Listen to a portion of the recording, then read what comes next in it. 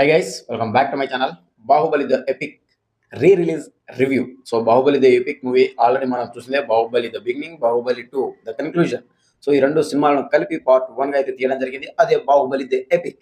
మన ఎస్ఎస్ రాజమౌళి గారు మన టాలీవుడ్ సినిమాని ప్రపంచవ్యాప్తంగా పాన్ ఇండియా వైడ్ గా దేశవ్యాప్త నలుమూలలుగా విస్తరింపజేసిన సినిమా బాహుబలి. బాహుబలి అనే సినిమా మన టాలీవుడ్ నుంచి వచ్చిన ఒక గొప్ప చిత్రం అని చెప్పొచ్చు. బాలీవుడ్ వాళ్ళు మన ఇండస్ట్రీని చాలా చులకనగా చూస్తున్న రోజులవి. అప్పుడే బాహుబలి ద బిగినింగ్ తో అక్కడ 100 కోట్లు 150 కోట్ల వరకు రాబట్టారు జస్ట్ డెబ్యూ మూవీతోనే. అంటే అది ఓన్లీ క్రెడిట్ గోస్ టు మన ఎస్ఎస్ రాజమౌళి గారు. సో ఈ సినిమాతో మన టాలీవుడ్ సత్తా ఏంటిదే అనేది బాలీవుడ్ వాళ్ళకి తెలియజేసిన సినిమా, అక్కడ మన జెండా పాతిన సినిమా బాహుబలి అని చెప్తాను. సో అది గర్వంగా చెప్పుకునే సినిమా.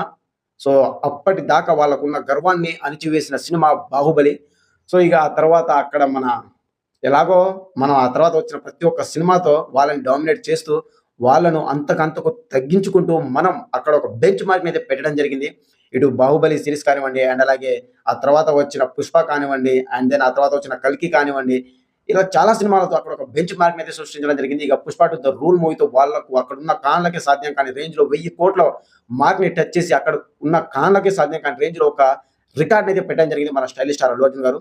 సో వాళ్ళు ఇప్పుడు మన టాలీవుడ్ ని ఎక్కడైతే కించపరిచారో వాళ్ళే ఇప్పుడు నెత్తిన పెట్టుకొని చూస్తున్నారు. సో ఇదంతా పక్కన పెడితే ఇక Baahubali to the epic Baahubali the epic movie review విషయానికి వస్తే, ఇది రివ్యూ కాదు, జస్ట్ మనం చూసిన సినిమా ఎక్స్పీరియన్స్ మరోసారి మీతో పంచుకోవడం అనే చెప్తాను. నేనైతే రివ్యూ కాదు, సో ఏదైనా అనుకోవచ్చు మేబీ.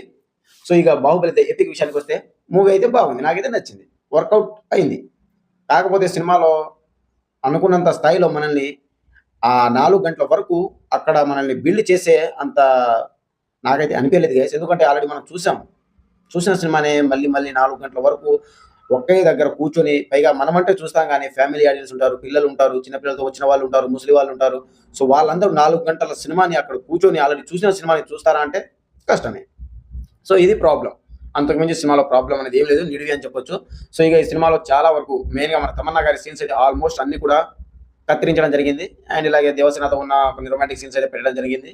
ఆ తర్వాత second half Baahubali the conclusion movie ఉంది కదా, సో దాంట్లో ఉన్న మెయిన్ అన్ని హై ఇచ్చే మూమెంట్స్ అన్ని కూడా పెట్టడం జరిగింది.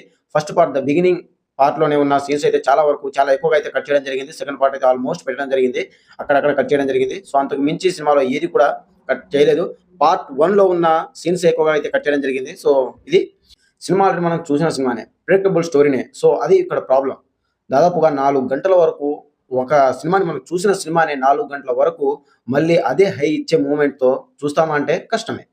సో ఓకే, ఒక నార్మల్ ఫీలింగ్ అయితే చూడొచ్చు, కానీ మళ్ళీ మనం ఫస్ట్ టైం చూసిన ఫీలింగ్కి అండ్ అలాగే ఇప్పుడు 101సారి చూసిన ఫీలింగ్కి చాలా అంటే చాలా తేడా ఉంటుంది. ఏదో టైం పాస్ అన్నట్టుగానే ఉంటుంది, అంతకు మించి మనకు హై ఇచ్చే మూమెంట్స్ అయితే ఏది ఉండదు.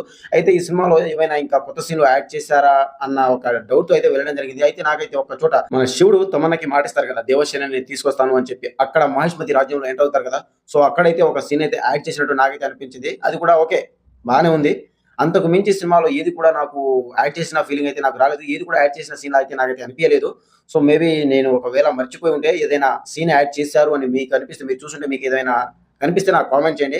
అండ్ అలాగే మెయిన్గా బాహుబలి ద ఎపిక్ అన్న టైటిల్ లోగో అయితే బాగుంది గైస్, టైటిల్ కూడా బాగానే ప్రజెంట్ చేయడం జరిగింది. సో మొత్తానికి బాగానే కష్టపడ్డారు. కొత్త బీజిఎం ఏం లేదు, కొత్తగా యాడ్ చేసిన సీన్స్ పెద్దగా ఏమీ లేవు.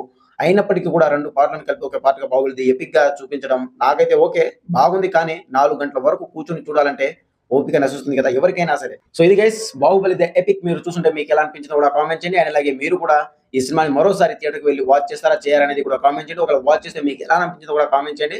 సో ఇది సాయంత్రం మన మాస్ మహారాజా రవితేజ గారు నటించిన మాస్ జాతర మూవీ రివ్యూ అయితే ఇవ్వడం జరుగుతుంది. ఆల్రెడీ ఈ రోజు ప్రీమియర్స్ అయితే ఉన్నాయి 6 గంటలకు.